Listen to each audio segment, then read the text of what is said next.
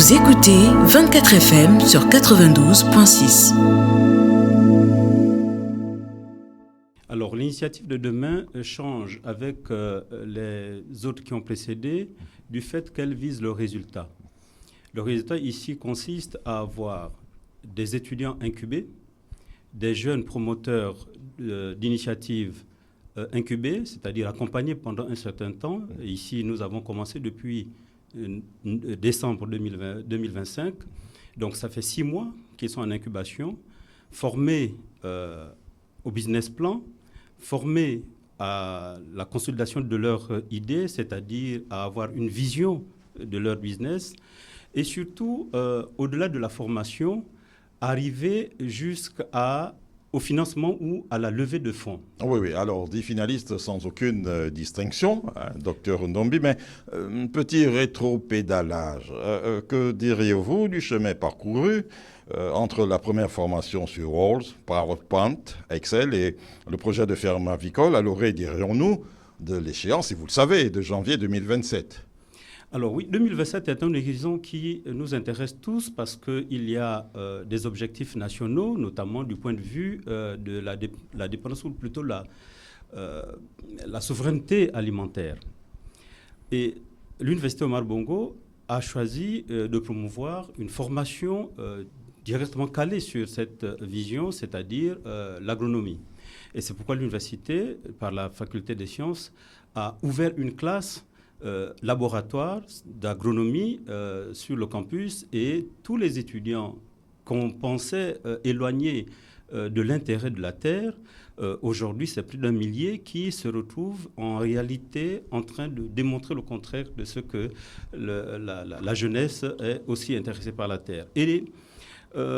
Mais avant tout ça, on est passé par plusieurs initiatives, la formation aux compétences digitales, notamment la maîtrise du b.a.-ba de l'informatique à travers le PAC Office.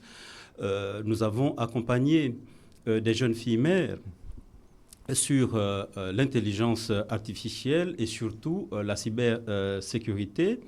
Nous avons eu un groupe de 19 filles mères qui ont été aussi accompagnés par, je ne fais pas de publicité, mais c'est un partenaire qui nous a accompagnés, et donc on doit pouvoir le citer et l'encourager. C'est l'AFG Bank qui a accompagné 19 jeunes filles mères en mobilisant plus de 20 millions. Et in fine, de confirmer, docteur Ndombi, la vision de la Première Dame qui serait celle de favoriser une confrontation, mais alors directe et constructive des talents avec le monde du travail.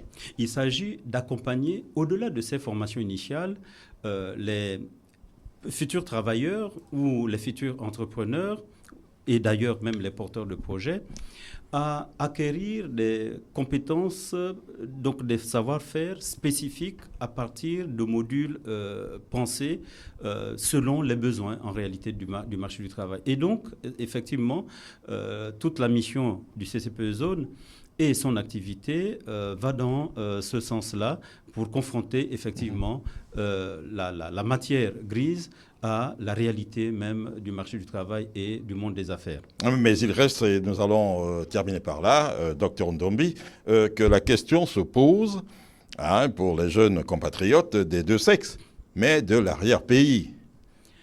Oui, alors, on a un début de réponse en réalité. Quand je parlais tout à l'heure des jeunes filles mères, c'est une cohorte, c'est une première, il n'y a que 19 bien entendu, parce que nous faisons le choix de ne pas faire pour la masse, parce que nous visons le résultat, avais-je dit au départ, nous visons donc le résultat, nous visons l'impact. Et donc ces 19, par exemple, sont disséminés à travers le pays. C'est vrai que ce n'est pas représentatif de dire que nous avons quelques-unes dans le Goué-Vindo, dans le Moyen-Ogoué, dans l'estuaire et le Welentem. Ce n'est pas représentatif de tout le pays, mais c'est un début. Et nous essayons de caresser l'espoir que nous pouvons nous déployer assez rapidement. Après, nous n'avons qu'une seule année d'existence.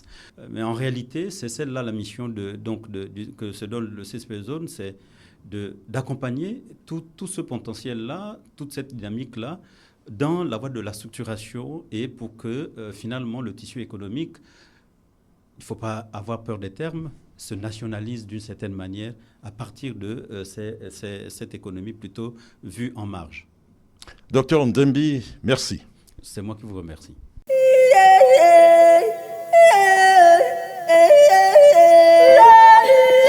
FM, la voix du Gabon.